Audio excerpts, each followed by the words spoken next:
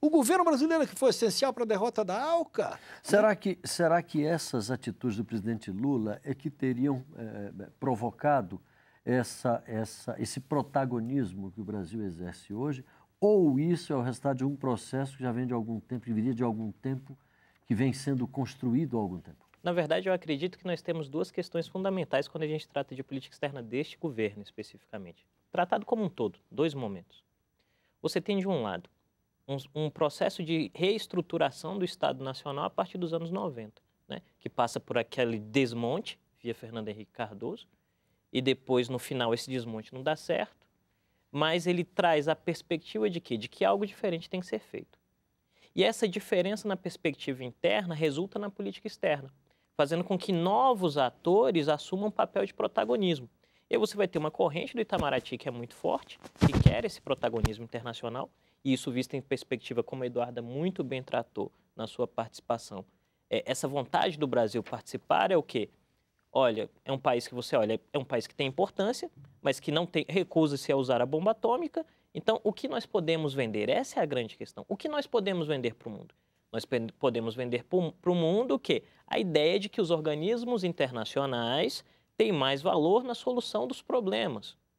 Então, isso é feito como? É dizer, olha, mas como um organismo ajuda na solução do problema? Se eu abro mão da minha soberania em alguma parte. O grande dilema aí é que quem está no topo da cadeia não vai abrir mão de soberania coisa nenhuma. E aí a gente pode ter um pouquinho de... A gente pode acabar caindo no que seria um idealismo de pensar, eu vou abrir mão de algo porque o outro vai abrir depois. Isso não vai acontecer, né? Eu gostaria só de, aproveitando, já que nós estamos fazendo esse programa no momento em que o presidente Lula está no México, participando da cúpula, e a grande polêmica lá é com relação a essa questão da instalação de uma exploração de petróleo nas Malvinas por uma empresa britânica. O presidente Lula fez uma declaração que eu tenho aqui que diz o seguinte, ele inclusive fez críticas à ONU, ele disse, qual é a explicação política das Nações Unidas para que não tenham tomado uma decisão? Será o fato de a Inglaterra participar como membro permanente do Conselho de Segurança das Nações Unidas a razão para que eles podem tudo e os outros não podem nada? É isso, deputado? É isso que eu digo da clareza e da não natureza errática da política do governo Lula. Quando as coisas se colocam, o caso da Venezuela em vários episódios, a atitude firme do governo, o governo tem lado na política internacional. Quando surge um caso como esse das Malvinas, o governo não tem dúvida de que lado ele fica, porque é um caso de agressão óbvia, né? Só que não vai ser pelo caminho da guerra. A atitude do governo Lula em relação a seus parceiros da América Latina tem sido extraordinária. Porque com relação a Equador, com relação ao Paraguai, com relação à Venezuela, tudo tem sido uma atitude de, enquanto que a direita brasileira diz assim, não, mas vamos atacar a Bolívia, vamos sancionar o Paraguai. O governo diz, vamos negociar, vamos conversar, vamos ajudar, eles são parceiros, etc. Então, eu não diria que a política externa brasileira é voltada para ir para o Conselho de Segurança. Isso significava concessão sobre concessão.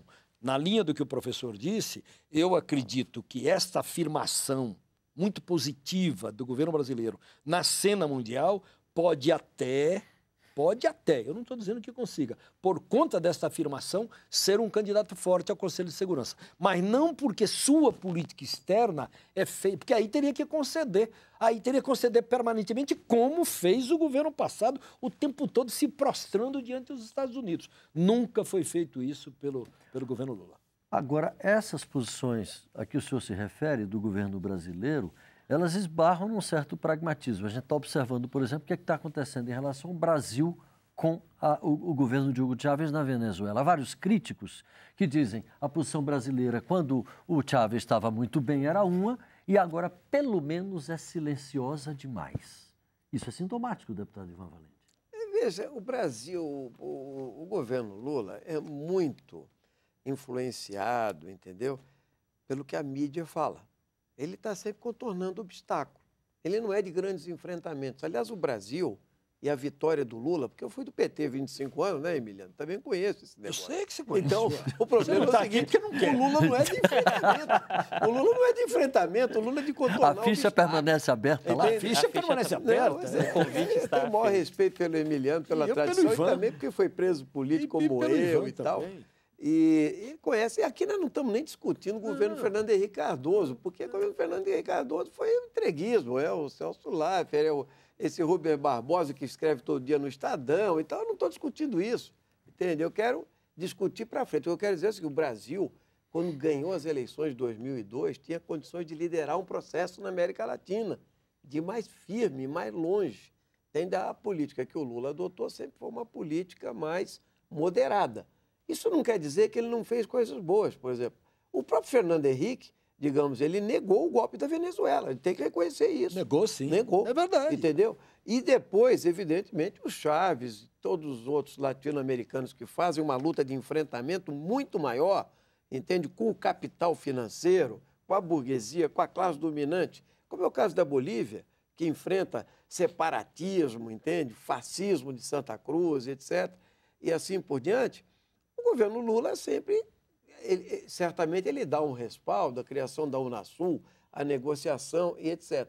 O que eu quis dizer é o seguinte, por exemplo, no caso das bases no Equador, Emiliano, na base da Colômbia, eu acho que o governo brasileiro tinha tudo para tomar uma atitude simbólica, pedagógica, entende? Falar, isso aqui, entende, é uma ameaça aos Estados Unidos. Literalmente foi dito assim, foi dito do jeito que você está falando. Mas ia fazer o quê? Emiliano. Só se atacasse os Estados Unidos? Não, mas não falou com esta palavra, com estas palavras questão. que você usou. Não é verdade. Isto, falou, não, eu mostro para você, vou te dizer então. o que aconteceu. O que o Celso Amorim disse é com essas palavras. O que aconteceu é que o É uma Nelson ameaça Jobim, à o Celso Amorim soberania foi lá da e falou América assim, Latina. Nós queríamos de vocês garantias que vocês... o raio de ação o Celso Amorim falou claramente do jeito que você falou, aliás. Só para a gente avançar no debate. Então, esse é o problema. Que o jeito que você falou. Lula podia fazer muito mais, porque o Brasil tem capacidade para isso. Não é a Bolívia que pode liderar um processo. Eu queria sair um pouco, professor, quer falar. Não, uma coisa que é importante, foi muito bem dito aqui, é a noção de pragmatismo versus idealismo em política externa. A gente tem que pensar algo de maneira muito clara. Qual é o objetivo da política externa de um país? Né? Se esse país tem por objetivo promover um valor que ele acredita ser superior, ótimo, ele deve construir essa política no caminho de abrir mão de determinados interesses seus em prol desse valor superior. Agora, se esse país acredita que essa política externa tem que resolver valores a ele mesmo, ele vai ter que abrir mão do interesse do outro para prover os seus próprios interesses. E nesse aspecto especificamente, eu acredito que a política externa brasileira tem a dificuldade de delimitar quais são os espaços desse idealismo e quais são os momentos em que você deve ser pragmático. Você é pragmático quando você lida com a potência, mas você é idealista quando você lida com o menor, por assim dizer. Mas não parece haver um paradoxo aí, quando o presidente Lula critica duramente a forma como a ONU vem se comportando e, ao mesmo tempo, luta para entrar no Conselho de Segurança da ONU? Mas aí essa é a questão, eu quero entrar para reformar. Claro, tá certo. Não é paradoxal, é, na verdade, dizer, olha, não funciona e não funciona porque... Não funciona porque eu não estou lá. Não, mas aí... Não funciona porque eu não estou lá. Vamos falar um de cada vez, senão ninguém entende. Não quero dizer que funciona. Tem uma ambiguidade que é típica do governo Lula. É uma ambiguidade que é típica do discurso do Lula, que eu também sou fundador do PT, eu conheço muito bem o Lula. Então é o seguinte... Eu tinha 4 anos quando o PT... Então é o seguinte, olha. Então aqui é o seguinte. Semana passada, a revista da qual eu participo... Eu não sou fundador. A revista da qual eu participo, que é Caros Amigos, nós entrevistamos o ministro da Ciência e Tecnologia. E a pergunta que eu coloquei para ele é o seguinte: ministro, como é que o senhor explica que o Brasil proibia o cultivo de transgênicos? Uma empresa transnacional entra no Brasil, promove o contrabando de transgênicos. 1/3 dos agricultores brasileiros começa a plantar soja transgênica sob estímulo dessa empresa transnacional. Essa empresa transnacional faz pressão e consegue com que o Congresso brasileiro aprove a lei dos transgênicos, E não acontece nada com essa empresa. O Estado brasileiro não enfrenta essa empresa transnacional. Isso aqui não é um país de quinta categoria, não é uma república de banana que faz isso? Resposta do ministro. Mas, Arbex, você sabe muito bem que nós somos submetidos a lobbies e a forças